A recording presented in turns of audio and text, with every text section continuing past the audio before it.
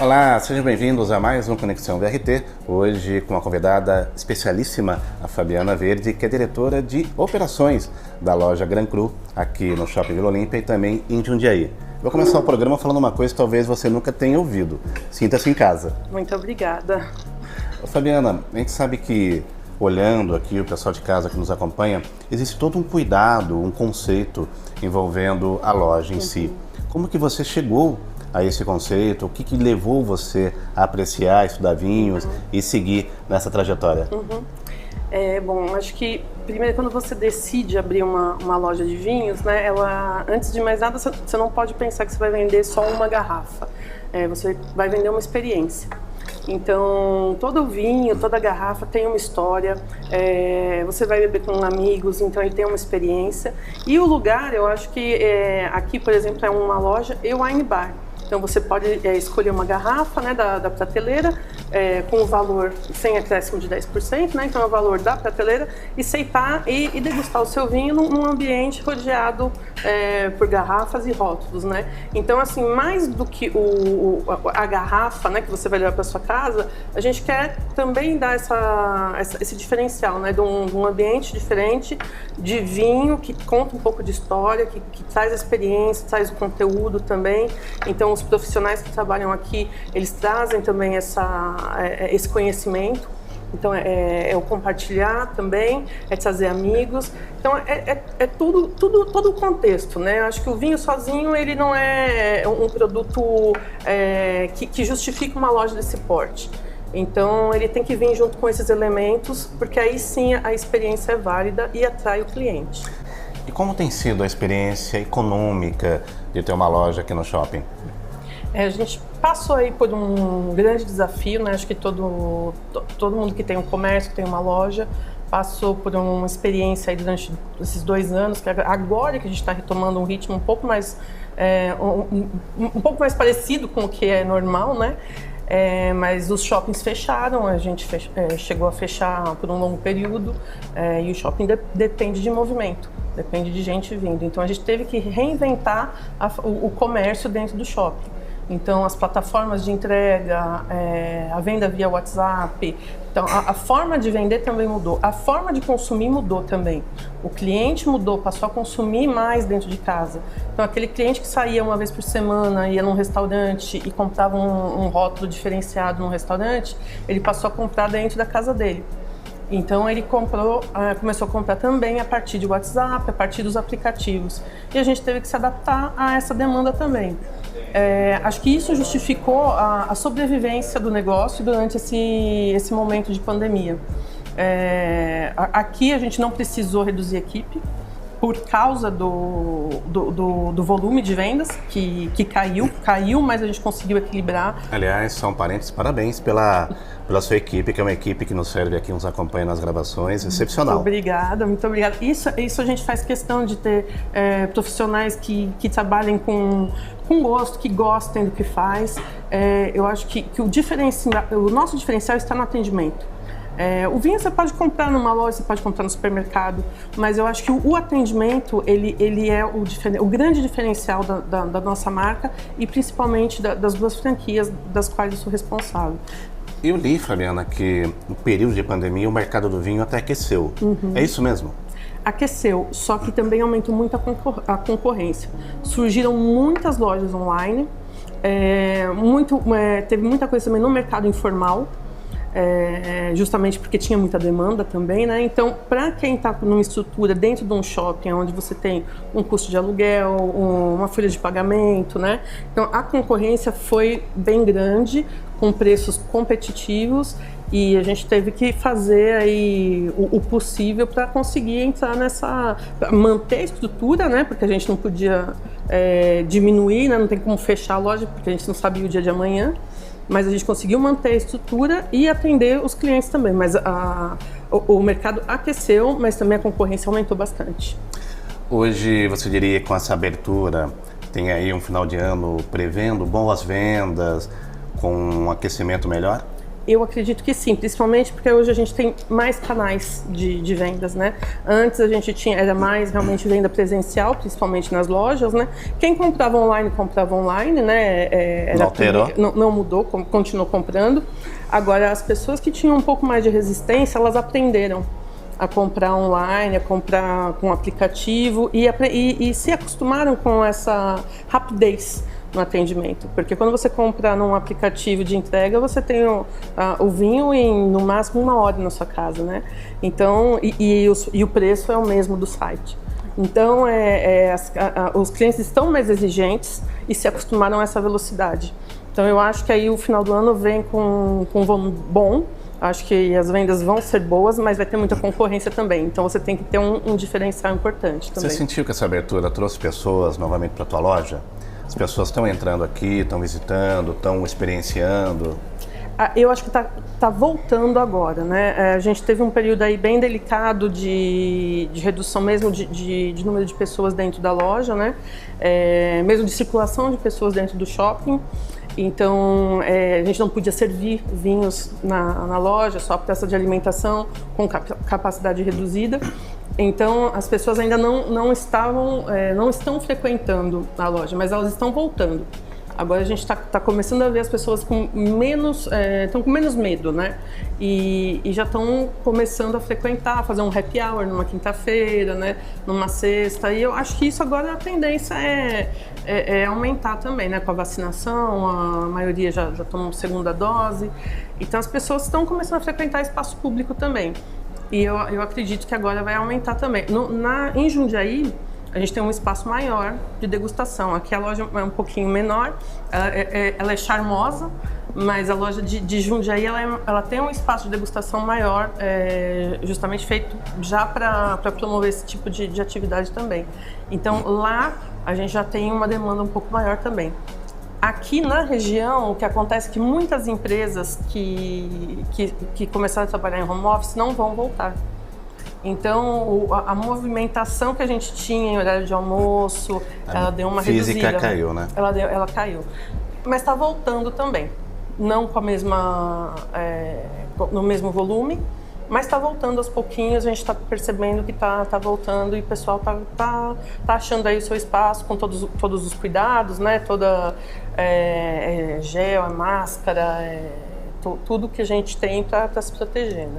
Falando em aumentar, o público brasileiro era um público mais de cervejas. E nos últimos anos tem se transformado, né?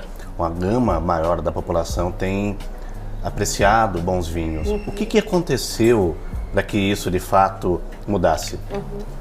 O brasileiro, assim, ele tá numa evolução, né? E cada vez mais ele está apreciando e está aprendendo a tomar vinho, né? A gente não está aí como o Chile, por exemplo, que consome bastante vinho por ano, né? A França, por exemplo, também tem um consumo alto. A gente está num dos países aí que menos consome vinho, mas a gente está crescendo e cada vez mais aprendendo a consumir não só aquele vinho de mesa, né? O vinho doce, que aqui a gente tem bastante tradição, né? Fala bastante de São Roque, os vinhos de garrafão, né? Então, é porque a gente também está aprendendo a fazer vinho. Então, a gente tem grandes vinhos que são premiados, né, na França. Então, com tudo isso, né, com o brasileiro aprendendo a fazer vinho, aprendendo a tomar e apreciar o vinho, a gente está também aumentando o nosso consumo. Mas ainda estamos longe ainda de um Chile, de uma Espanha, de uma Itália, né? Você acredita isso também? Muitas pessoas às vezes fazem essa análise pelo clima tropical do Brasil. Que Chile, Argentina, por exemplo, tem estações de esqui. Sim. Então você tem uma outra cultura. Isso tem alguma influência para você? Ele tem para o consumo de vinhos tintos, né? Mas a gente tem bastante, o que a gente vende bastante, vinhos brancos, espumantes e rosés, que para o nosso clima eles são perfeitos, né? Eu acho que é uma questão de paradigma mesmo, quebrar paradigma, porque o brasileiro vai muito para a praia, né? Vai para a piscina, né? Caipirinha, cerveja. Hoje ainda você começa a ver as pessoas levando seu espumantezinho, sua latinha de vinho, que agora também já está entrando no mercado, né? Então é uma questão de hábito e de cultura, né? A gente, apesar de vir, por exemplo, a minha família é de origem portuguesa, então da minha família a gente tem um pouco dessa cultura de ver o vinho de uma forma diferente, né? E em Portugal é bem tradicional. Eu morei em Aveiro um bom tempo da minha vida. E Aveiro é uma cidade considerada a Veneza portuguesa, e ali tem esse prazer, primeiro pela culinária, né? Sim. Como uma parte ritualística, e a degustação dos bons vinhos. Sim, e isso vem desde criança, né? Porque ele aprende a colher as uvas, a participa da produção, né? Eu, por exemplo, quando era pequena, eu fiz a pisa das uvas, né? Então pisava nas uvas para fazer vinho. Não me lembro de nenhum vinho que virou vinho mesmo, eu acho que tudo virou vinagre. Mas o meu tio costumava fazer todo o processo de produção de vinho, porque dentro da família era uma coisa muito viva, né? O brasileiro não é toda a família brasileira que tem isso, né? Isso é o que na França é chamado de vinho de garagem, né? Garagem. Que eles fazem, que cada um tem a sua produção, né? Então, porque isso faz parte da cultura, né? Eu morei um tempo na França também, e lá você aprende a ver o vinho como um elemento, como você falou, gastronômico, né?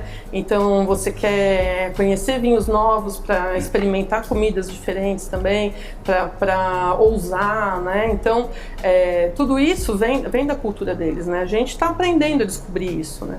Então a gente ainda tem muito o que descobrir e aprender. Então acho que é um mercado que ainda vai evoluir muito, vai crescer e vai ter o consumo vai aumentar com certeza, porque o brasileiro está aprendendo, está gostando.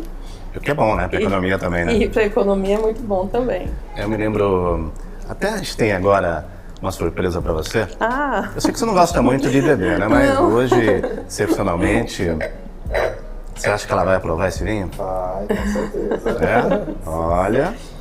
Inclusive esse vinho é um vinho italiano que tem duas uvas particularmente que agradam muito o paladar do brasileiro em especial, que é a uva Primitivo e a Negro Amaro, que são uvas que têm um açúcar residual mais presente, né? Que é aquela questão que a gente estava falando do vinho mais doce, né? Então, toda a curva de aprendizado de toda pessoa que começa a apreciar o vinho, inevitavelmente ela começa com os vinhos mais doces. E aos poucos o paladar vai exigindo vinhos mais elaborados, mais complexos, né? E você vai deixando o doce de lado. Então, o Negro Amaro e o Primitivo são uvas que têm personalidade forte, são vinhos mais redondos, mais encorpados, né? E que tem esse açúcar residual. Então, ele não é açúcar adicionado, né? Então, ele agrada muito o nosso paladar, porque ele é um vinho redondinho e que tem esse toquezinho adocicado. Em que momento ele deve ser apreciado? Esse daqui ele vai bem com uma refeição, ele vai bem com um aperitivo. Aqui a gente está com queijos mais maturados, né? Assim, o importante é você ter um prato que tenha a textura compatível com o potencial do vinho. Então, se você tem um vinho mais leve, você tem que ter uma comida mais leve. Porque senão o vinho ele vai desaparecer se você pegar uma comida que seja muito forte, com uma textura muito forte. Perfeito. Né? Então, por exemplo, um Pinot Noir, ele fica melhor com carnes mais leves, com um frango, por exemplo, né? Uma comida mais leve. Uma coisa importante, você consegue, por exemplo, acho que aqui, para quem vem na tua loja, você consegue também passar esse conhecimento. Sim, todos porque os não nossos... basta só beber o vinho. Isso. O acompanhamento é muito importante. Sim, até isso realmente ele é importante, e ele pode potencializar a qualidade de um vinho, né? Deixar ele melhor, porque você faz uma harmonização que valoriza aquele sabor, valoriza aquele produto, e uma harmonização errada pode acabar com o seu vinho. Então, se você pegar um vinho que tem uma acidez muito elevada, você precisa de alguma coisa que tenha um pouco de gordura. Porque aí a acidez com a gordura, ela dá uma equilibrada, e no paladar ela sai uma coisa mais redonda. Então, se você pega algum elemento que potencializa essa acidez, e que essa acidez vai aparecer mais na sua boca, isso vai estragar tanto a sua comida quanto o seu vinho. Você fez a sua formação onde? Eu fiz um pouco na prática. Eu morei há 8 anos na França, e me formei sommelier no Senac, aqui no Brasil. Tem um curso do Grande Hotel? Eu fiz no Senac da Aclimação, Tá. aí eu fiz o curso profissionalizante de Eu morei em sommelier. Campos do Jordão e lá também tem... Lá tem a escola, tem a né? escola Isso, do Grande isso, Hotel. Isso. Eu fiz aqui na Aclimação mesmo. Sobre o que a gente estava falando, por exemplo, dessa experiência que é que você propõe também na tua loja. Você vê hoje o brasileiro entendendo, de fato, esse conceito? Que não basta apenas degustar um vinho de uma qualidade excepcional, mas também ter todo o cuidado da mesa, harmonizar, ter isso como um ritual realmente prazeroso. Sim, eu vejo cada vez mais as pessoas que vêm buscando um rótulo ou um vinho, eles vêm aqui para oferecer para amigos e fazer uma recepção em casa. Então a arte de receber, de planejar um jantar, de fazer uma comida que harmonize com um vinho de entrada, um vinho do prato principal, um vinho de sobremesa, cada vez mais está crescendo também. As pessoas estão desenvolvendo os dotes culinários, né, a gastronomia, tendo prazer em servir, né, e fazer para os amigos, e o vinho vem junto para você também fazer uma degustação, uma confraria, né, e você acaba trazendo outros rótulos, não só um vinho na refeição, mas você tenta trazer outros, né, desde do aperitivo, né, a entrada, o prato e a sobremesa. Então o brasileiro está cada vez mais com esse cuidado, principalmente na sua casa, ao receber família, amigos, né? E a gente tem sentido isso muito na procura que os clientes têm trazido aqui pra gente também. E qual é a grande procura aqui na loja?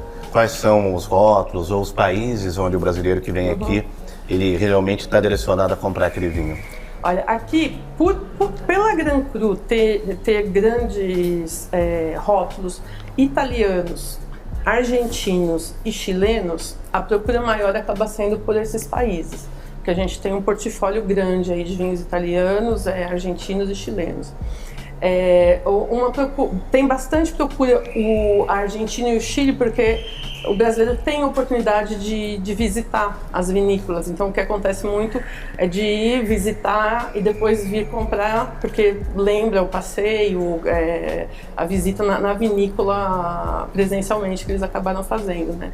Então acho que a gente fica entre Argentina, Chile e Itália. Esses são os seus favoritos? Olha, eu tenho assim, um carinho especial pelos franceses.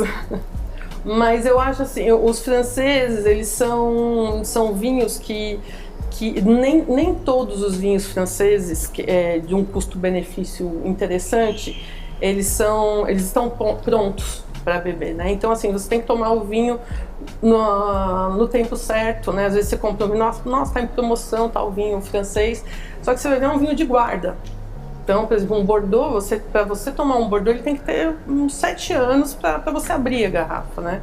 Então, você tem que ter todos esses cuidados. Então, às vezes, no Brasil, você comprar uma garrafa boa de um vinho francês, não vale a pena, porque você tem outros que valem a pena e tem um custo mais interessante. Je suis désolé.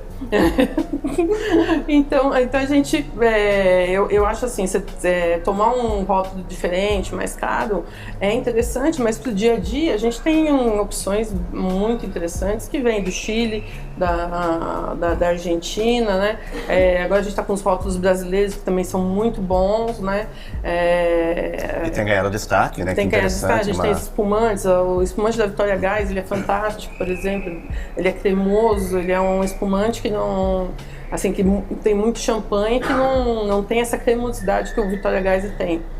Então, a gente tá aí com bastante coisa perto aqui, né, da nossa região que vale a pena experimentar. Eu acho que dá para ver, pessoal de casa também, como eu constato, que além do desafio de você empreender, né, como diretora aqui também em Jundiaí, você consegue também viver o que você aprendeu dentro da sua experiência, também degustando vinhos, né? Eu acho que assim, é importante, porque você precisa... Eu acredito que para você gerenciar um negócio, você precisa ter um conhecimento. Eu não acredito que as pessoas consigam gerenciar alguma coisa sem ter ideia do que seja. Então eu sou aquela pessoa que gosta de mergulhar no operacional, de entender do que a gente está falando, entender o produto, entender todo o contexto, porque eu acho que isso é imprescindível para você conseguir gerenciar e conduzir um negócio. Numa entrevista anterior, eu mencionei um filme que você deve conhecer, do Ridley Scott, A Good Year, que foi filmado na Provence. Você assistiu esse filme? Eu não assisti. Mas você conhece, com Albert Finney, que é a história de um menino que é criado pelo tio Bon Vivant, que cria um rótulo diferente de vinhos ali, e o menino acaba depois se tornando um egoísta, vai trabalhar na Bolsa de Londres, e aí um dia ele recebe a informação que o tio morreu. Daí ele volta lá para o local onde ele cresceu, né? Ele começa a interagir novamente com aqueles valores, né? Então a mensagem do filme é muito linda, porque ele abre mão de uma carreira milionária para poder produzir o vinho dele. E resgatar um pouco da história dele, né? Isso você vê muito na França, né? Tanto é que eu costumo falar que quando eu morei lá, eu acho que os melhores vinhos, assim, é lógico, a gente tem grandes rótulos franceses conhecidos. Você só não pode falar de vinho californiano na França, né? Tem uma história que não inclusive de um outro filme, né? Mas eu acho que tem os grandes rótulos, né? Que tem o seu valor, mas eu gosto muito dos pequenos produtores franceses, que vem com essa história de família, e é o que eu falo, eu acho que vinho para mim é história. Então quando ele tem essa história que é mais próxima do produtor, né, que você não tem uma produção enorme, uma coisa mais industrial, eu acho que eu gosto mais da experiência, né? Falando da experiência, o pessoal de casa está aguardando você experimentar e fazer o seu comentário. Então esse daqui é um Negro Amaro, 2019, ele é da região da Puglia. Esse vinho, ele é interessante porque esse vinho ele não passa em madeira.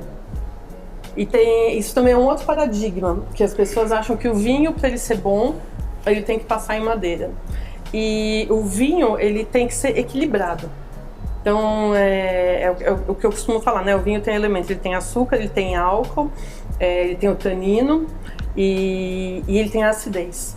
Então, ele tem que ter um pouco de tudo isso no vinho. Então, se ele tem pouco, ele tem que ter tudo pouco.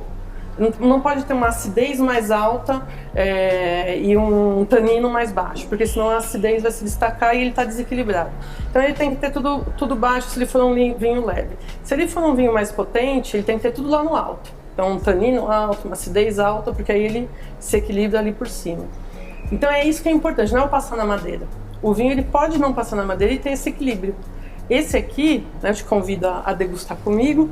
Então, se você pode sentir no aroma, você vai sentir ele bem frutado, né? Você não vai sentir madeira nele, porque ele não passa em madeira. Então, ele é bem fruta e bem compota mesmo, né? E no paladar, você vai ver que ele é bem equilibrado. Esses elementos que eu falei para você, eles estão presentes, você vai sentir todos eles, mas no mesmo nível. Então, eles harmonizam e estão bem... E para a temperatura que a gente está hoje aqui em São Paulo, é legal também? Aqui a gente mantém ar-condicionado ligado, né? Acho que você percebeu. Sim, bastante. Né? Para quem trabalha com a voz, acho que é um pouco... assim, hora que entra aqui já sente, mas é importante porque... Próxima encarnação eu vou estar com uma voz nova. Mas para o vinho é importante, porque na verdade o que o vinho não pode ter é uma oscilação de temperatura. E isso pode fazer com que altere a propriedade do vinho. Então é importante que ela tenha uma temperatura constante, né? E aqui você pode ver que ele tem lágrimas, você tá vendo que a gente chama de lágrimas, né? Isso, vinhos que fazem assim é porque tem um açúcar residual. Ele tem um pouco mais, ele tem uma densidade um pouquinho maior que chega a desenhar no copo. Então, te convido, Santé, espero que você goste.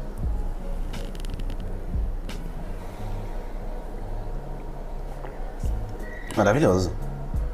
E ele não passa na madeira. Então é um vinho pro dia a dia, que ele tem, assim, ele tem uma personalidade legal, não é um vinho sem graça, que às vezes você pega um vinho que é bem levinho, mas fala, não, eu gosto de um vinho um pouco mais com personalidade. Esse daqui é um vinho que ele é gostoso, ele enche a boca, ele saliva, e quando ele saliva, ele te dá vontade, ele é gastronômico.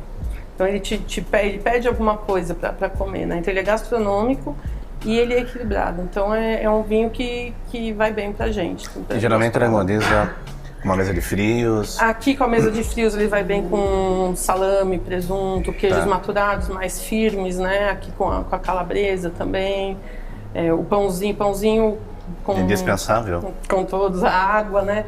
E então aqui a gente está com um aperitivo aqui bem completo. Fabiana, pra gente encerrar, queria que você fizesse, né, um convite para o pessoal de casa que quer não apenas comprar vinhos de uma qualidade diferenciada, mas também viver, como a Fabiana bem colocou, que é a experiência de você degustar o vinho, entender de verdade as coisas boas e prazerosas da vida. Queria que você convidasse essa pessoa para vir aqui na tua loja e também quem quiser ter mais informações, como pode acessar. Isso. Nós, a gente é a loja da Vila Olímpia e de Jundiaí, então é Gran Cru Vila Olímpia no Instagram e em Jundiaí é Gran Cru Jundiaí Oficial. Nós tivemos um clone nosso, né? Então é Gran Cru Jundiaí Oficial e Gran Cru Vila Olímpia no Instagram. E nós estamos aqui para recebê-los. O nosso espaço é feito para receber reuniões, tem internet disponível. Em Jundiaí, inclusive, a gente tem projetor, tem uma sala, dá para reservar e fazer uma reunião com um grupo também. Nós partimos do princípio de que nós trabalhamos a democratização do vinho. Então, se você acha que não conhece de vinho, você é o nosso público, porque a gente quer fazer com que as pessoas conheçam, aprendam, encontrem o vinho que agrade, porque não é porque um vinho é pontuado, é bom, é bem classificado que tem que agradar. Cada paladar é um paladar. Então a gente vai ajudar a encontrar um vinho que agrade o seu paladar e você vai aprender um pouquinho e entender um pouco mais para saber o que qual é a experiência que você vai viver. Então nosso espaço está aberto. O contato é via Instagram e a gente está aqui todos os dias, a partir das 10 às 22 de segunda a sábado e domingo das 14 às 20 e nos aplicativos de entrega até às 22. E nada melhor que você que nunca teve ainda a sua primeira experiência com vinho, ter aqui, né? Aqui todos nós somos preparados para compartilhar conhecimento e ajudar a encontrar um pouco do caminho, qual que é a preferência de cada um. Muito bom. Fabiana, muito obrigado, viu? Obrigada a você. Nós ficamos por aqui com a Conexão BRT. Convido vocês a ficarem ligados na programação da emissora e também nos acompanhar no nosso próximo encontro. Até lá!